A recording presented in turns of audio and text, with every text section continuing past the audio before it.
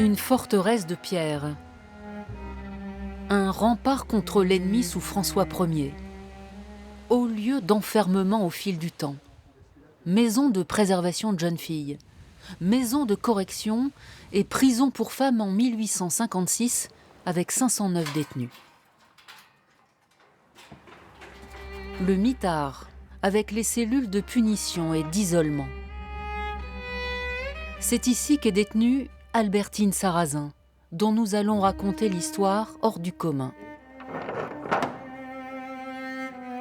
Albertine Sarrazin, elle arrive ici parce qu'elle a commis un braquage dans une boutique de vêtements, avec une certaine Émilienne. La copine d'Albertine a dans son sac un revolver. Et comme la vendeuse prend peur des deux filles et qu'elle appelle la police, eh bien, Émilienne va tirer sur la vendeuse. Elle va la blesser à l'épaule, pas la tuer. Mais toutes les deux sont jugées. Et Albertine va être condamnée à une peine de 7 ans parce que, par les juges, elle va être vue comme le cerveau de ce braquage. Mauvaise fille, voleuse, insoumise, comme on dit à l'époque.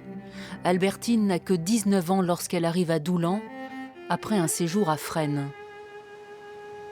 Aurait-elle eu un destin différent, avec un autre départ dans la vie?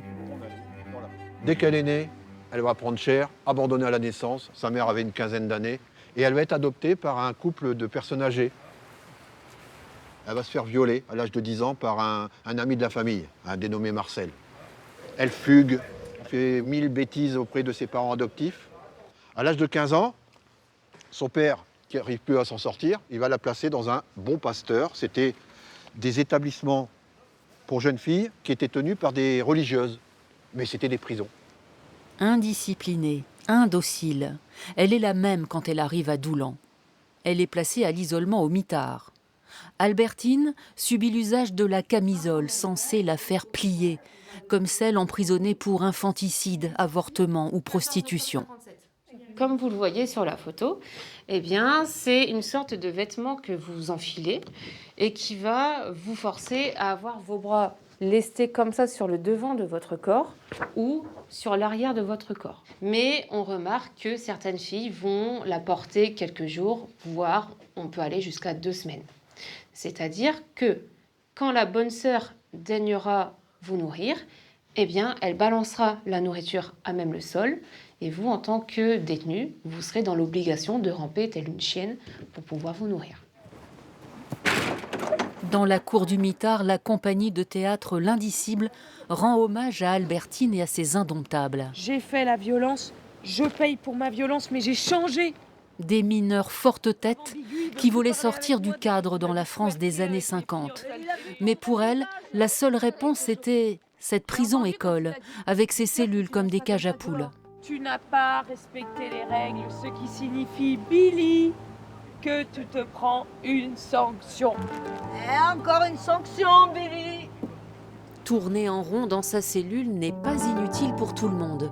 Pour Albertine, aucun barreau ou mur n'est infranchissable, même pas celui de la citadelle. Albertine est passée à travers les barreaux parce que ces barreaux étaient tordus. Et regardez un petit peu, on voit, vous voyez, les barreaux sont légèrement tordus. Eh bien, Albertine, elle va passer à travers les barreaux. Alors, elle est toute petite, elle est menue. Hein. Elle fait 1m47, elle fait à peine 50 kg. Donc, c'est pas très, très compliqué. Nous sommes le 19 avril 1957, de nuit, un vendredi saint. Albertine sort de sa cellule jusqu'aux courettes individuelles de promenade. Le mur, alors, on ne sait pas bien comment elle a dû faire. Elle avait peut-être des outils, on ne sait pas bien. Et elle va se diriger vers le château d'eau que vous voyez là-bas. Il faut maintenant sortir de là. Mais les murs de la citadelle font 16 mètres de haut. Récemment, une détenue s'est cassé les 4 membres en voulant s'évader. Albertine, elle, va prendre ce chemin des éboulis laissés par la Deuxième Guerre et ramper jusqu'à la route. Elle a plutôt fait une sorte de roulé-boulé. Bon, c'est quand même assez dangereux. Et en tombant, elle va se casser un os du pied qu'on appelle l'astragale. Et elle va rencontrer l'amour de sa vie. Un escroc, un voleur, qui s'appelle Julien Sarrazin. Montrez-moi un peu ce pied. L'escroc qui passait là par hasard, elle ne le connaît pas. Il emmène l'évadé en voiture à Paris. Ils vont s'aimer d'un amour fou. Et pas seulement. Et pendant 8 ans et demi, Julien et Albertine vont braquer des bijouteries, des cafés. Ils vont aller prison, sortie, prison, sortie. Mais il y a un moment où il faut bien se ranger. La délinquante brillante poète va alors écrire le roman qui va être un succès de littérature, L'Astragale. J'ai volé, mes chéris. J'ai volé. Je rampe. Mes coudes deviennent terreux. Je saigne de la boue. Les épines me percent au hasard des buissons. J'ai mal, mais il faut continuer à avancer. Albertine devient célèbre instantanément, traduite dans le monde entier. Toute la presse s'intéresse à elle.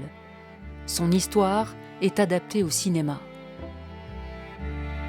Toute cette histoire, c'est de la poésie, c'est de la rugosité, c'est de la violence, c'est tout ça. Et c'est d'une beauté créatrice absolument fantastique. Moi, j'invite tout le monde à redécouvrir l'œuvre d'Albertine et de savoir et de se rappeler que toute cette histoire commence ici. C'est juste extraordinaire.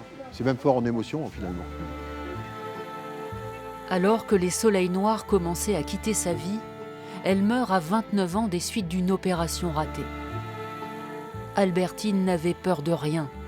Elle n'a jamais cherché que l'amour, un peu comme ces femmes qui l'ont écrit sur les murs. Elle en a fait une œuvre d'art.